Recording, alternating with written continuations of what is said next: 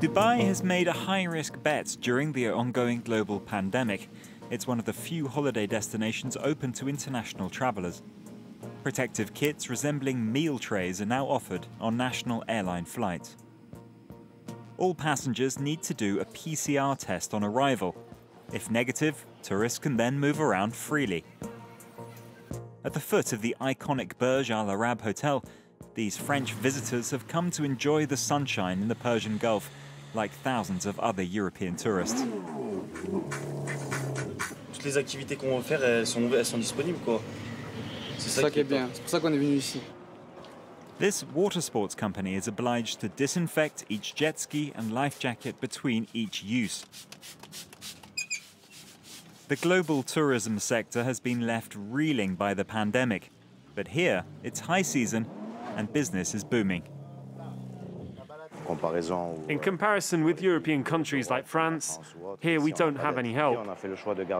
We've made the choice to keep the whole team, and without this freedom, we wouldn't have been able to do that. We would have had to lay people off, reduce our staff, and we'd surely have gone out of business.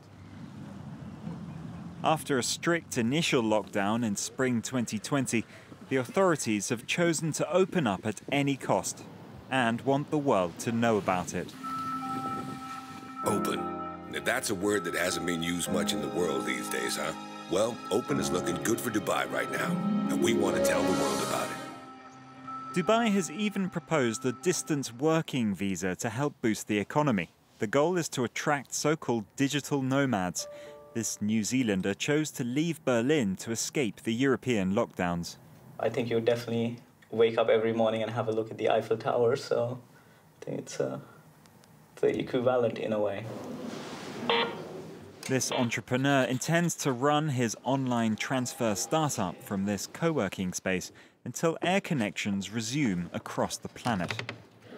So I see already a lot of interest. For example, I already know a few people who are living in Bali who are coming to Dubai. I know a lot of people who are living in as digital nomads in Spain and Berlin who are moving actually here because they feel right now it's better to be in Dubai than in those places where there's a lot of uncertainties. Dubai has also given residents access to the vaccination campaign launched by Emirates authorities to lure more foreign workers like Neil. Around 3 million doses have already been administered since the start of the year. Every day, nearly 100,000 people get vaccinated for free, regardless of age or health. Some companies are sending busloads of employees to get immunized. An operation made possible by the unique decision to use a Chinese vaccine from the Sinopharm laboratory. Do you have coronavirus before? No. UAE health authorities say the vaccine is 86% effective, although objective scientific proof has yet to be released. Our target is in UAE is to reach 50% of our population within the first quarter of 2021. Inshallah, in the future, I think this will lead us to maybe decrease the process of, more lockdown. Public health choices like this cannot be discussed in this absolute monarchy. Some restaurants, forced to operate at 70% capacity, are now offering big discounts to encourage the vaccination effort. Est-ce que tout va bien?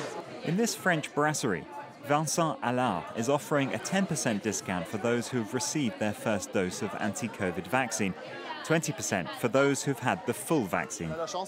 We're lucky. Everything is open in Dubai. But it's true that we want to speed things up. So we said to ourselves, let's offer a discount. 10, 20% isn't that much, but it could help people go and get vaccinated. I got vaccinated last week. I didn't have to wait.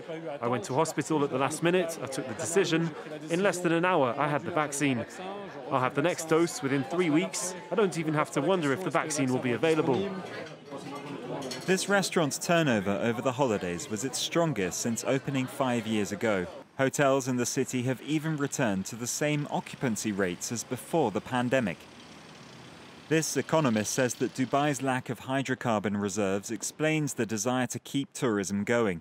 Oil and gas-rich neighbours like Abu Dhabi, Qatar and Kuwait remain closed to tourists.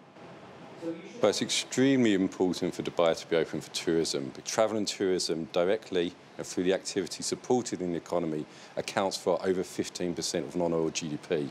Its growth strategy is largely built around tourism, and its recovery from COVID will be crucially dependent on how travel and tourism recovers. A policy that could backfire. Before end-of-year celebrations, cases were stable at around 1,000 a day. That figure has now tripled.